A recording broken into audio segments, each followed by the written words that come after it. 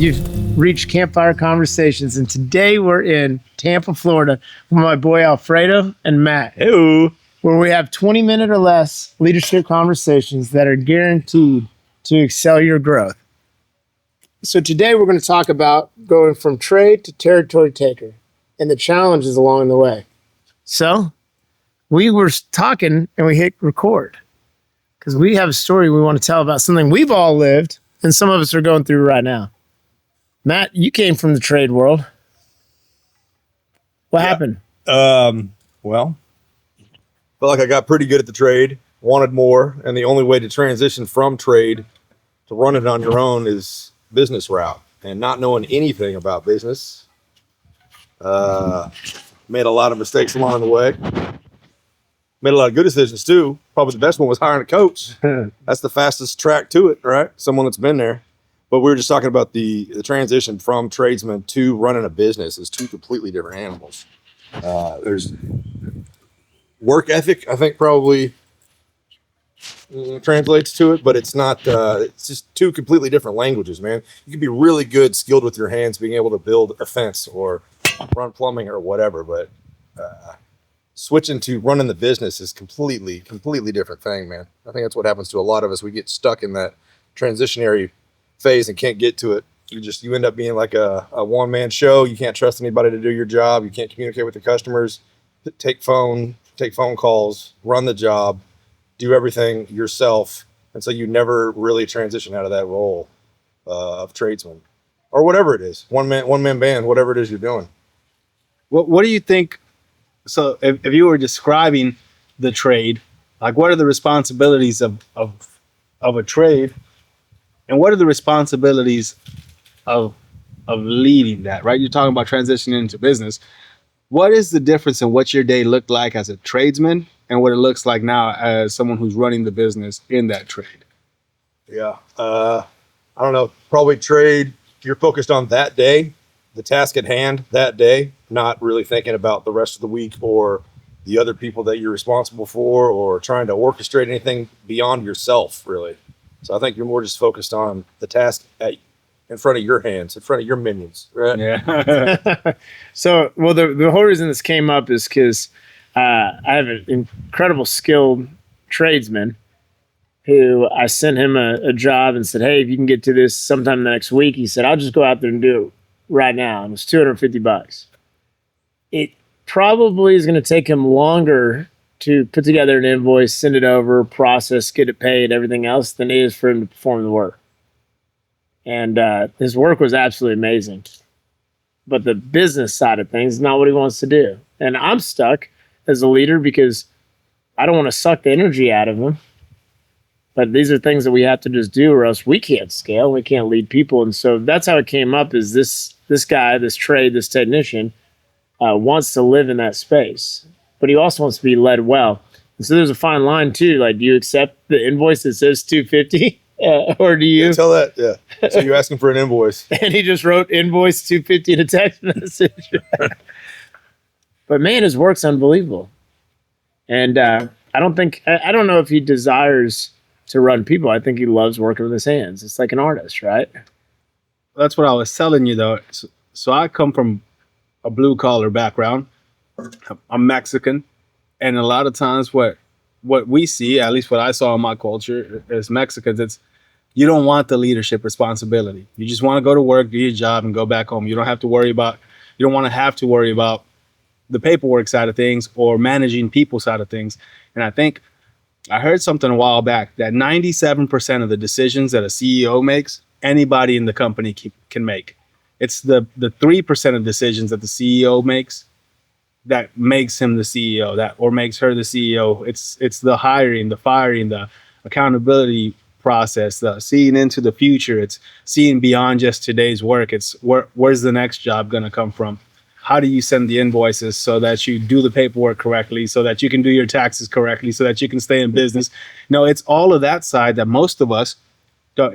I'm in the beginning stages of my business now, and the paperwork side of things, the legal side of things, that's the part that separates the trade, I think, from being the business leader, where you play to your strengths. maybe you do accept that invoice where he says invoice 250 and you're like, okay, that's not a strong suit. Do I want him to spend time putting together an invoice that's probably not going to be up to standard anyway? Or do I just write it for him and make sure that it gets processed correctly so that he can focus on doing his job? I think it could have something to do with agency too. Like people, if they have if they feel like they have a lot of personal agency, if they feel like they're able to step out of that role and get into something else, and they feel like they'll excel at it because they feel like they have a lot of ability to do other things, they'd be more likely to step out of that role. If they feel, I don't know, if you've got a low self-esteem or something, you might be hesitant to step out of that comfortable role and try something else, you know? So you might just make like a lack of confidence almost, you know what I mean? So I love like thinking about like this tradesman, he's building with bricks, right? So he's building something that's going to last a long time. And businesses don't last nearly as long as some of the things that we'll create. But I'm a tradesman of building people. And so I had to shift that. I was good building stuff with my hands, but then I started thinking, I want to build people. And so instead of driving by and saying, I built that house, now I get to drive by and say, we built those people together. Yeah. And we walk shoulder to shoulder. And so I have a vision of building people. And a lot of tradesmen just have a vision maybe of building buildings. And nothing wrong with either one of them. But when I think the big discrepancy is when people want to just build their business and not build anything else, right? You also said something earlier when we were talking about the profits and problems. Yeah. And I think what separates people a lot of the times is, one, yes, the confidence in that agency, but two, it's you see that something can be done better, right? Maybe you're in a trade and you see, hey, this isn't going though, like it's not as smooth as it could possibly be. It could be done better. And the only way to improve it sometimes is to take that responsibility yourself. And that responsibility is what I think you can draw the line. So think about it as a business owner. How much responsibility do you have? You were just talking about it earlier when you're talking about making decisions, even in your personal life. You have an entire company of people who are relying on you to have a job so that they can feed their families, make their money, so that they don't have to worry about all those other steps, right? So there's responsibility in there, but then there's also risk. How much debt are you carrying over year to year? How much money do you have at play so that your company can grow, right? So it's two completely different fields. It's like one person's looking at the bulletin board and looking at the strategy and saying, hey, this is how much it's going to cost and how many people it's going to take. And then the other person's just thinking, I need to make sure I have all my tools and I show up on time so I get the job done. That risk, that gap in the risk and responsibility, I think is what most people don't want to have to undertake. Like, think about it. I have a secure job. All I got to do is show up on time and do a good job and I get paid. Or I got to show up and make sure that these 20 people got jobs. They do a good job. I find them continuous work. I do all the paperwork. I make sure that the company's profitable. I make sure that the clients are happy. I do follow-ups. Most people don't want to do that, man. They want to clock out, go home, eat dinner, relax, watch a movie, play video games, and not have to worry about that. When is your time off? Like, we've been sitting here for how long tonight? Barbecuing, in the pool, smoking cigars, but y'all haven't stopped talking to your employees or your clients for an hour since you've been here. And I think that's the other thing. You don't really get days off or time off when you're an entrepreneur. Yeah. You're always on the clock, because if you take the time off, then that's time that you're taking away from jobs that you could possibly be getting for your employees. And I think that risk and responsibility is another thing where people are like, I'm good, man. Just tell me where to show up and I'll do a good job, but don't ask me for anything extra. See, I think you need to determine what your burdens and blessings are. I think it's a blessing. I love that pressure. I think it's a privilege. And I mean, there's that famous story about the Spanish fisherman. You just got to understand what your why is, right? You know, and for those that haven't heard the Spanish fisherman, you should look it up. But a businessman was walking on the beach, saw a gentleman cast out, catch a couple fish. Later that evening, the small fishing town, he saw him playing music, drinking some wine, cutting up with friends. Next day, he said, hey, if you stayed out longer, you could end up buying a couple boats. He said, why would I do that? He said, buy a couple boats, then you could get an entire fleet, and before you know it, you could sell it and listen to music, play music, and drink wine with your friends. He goes, why would I do that? I got it right now. And so we all want different things. And we're talking about like the responsibility. I'm in the business of building people. I see the uniqueness of individuals, and I see so far ahead that I want their talents to be treasures that they can give to others. You know. Isn't that the key though? So we're doing the become your future self now. Mhm. And he talks about how men in the past who had a purpose larger than themselves, who could see decades ahead, usually outlived other men in their times. Like they lived longer than the normal rate of life expectancy for men in their times. But I think what you're talking about, like that Spanish fisherman, they both end up being able to listen to music, hang out with friends, drink wine, drink beer, whatever, and have a good time. The difference is, will you leave something behind that will last lifetimes? Marissa calls it generational wealth, right? I think here we could call it generational impact, though. So think about Sam Walton. He's gone. But we all still go to Walmart and Sam's. You know, so you think about, what are you doing that's going to continuously impact generations after you? And I think that's what you're talking about, being able to see so far into the future. It's not just about me. And I'm not going to say it's not because we're not having a good time. You have a good time in the process, but how much of that do you leave for other people to be able to build on, right? So it's almost thinking, it's funny, but you benefit yourself by thinking about how much you can benefit others. Yeah. And we started this because this gentleman isn't going to send an invoice. Back to that. and we have a decision to make. You know, do we allow him to continue to do what he loves? Because then he can get him home and allow him to do what he loves, which is play soccer with his kids, or do we take that away from him and force him into something he doesn't want to do? And that's not our decision to make, right? And so that's one of the benefits of being a small business, is that you understand where your rules become unreasonable, you know. And a lot of people leave corporate America because of the red tape.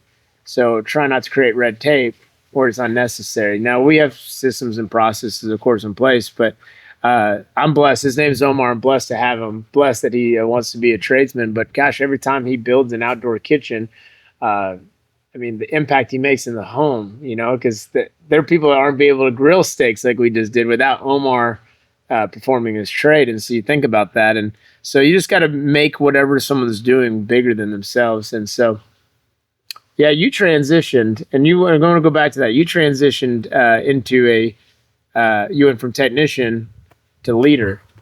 And you did exactly what anybody should do, which is to get a coach.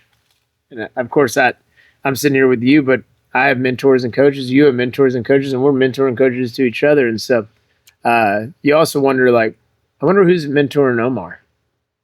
Yeah, that's true. And to what degree, right? Again, it's He's got to want it though, man. And you already touched on it. You got to want it. No one's gonna. You got to want it, and you got to enjoy it. Like you just said too. Like I enjoy this business stuff. I love it. Problems, riddles, whatever. Cool, man. You know, when it happens, it's actually enjoyable because you get to beat it. You know, it's an enjoyable thing. It's chess, not checkers. Yeah.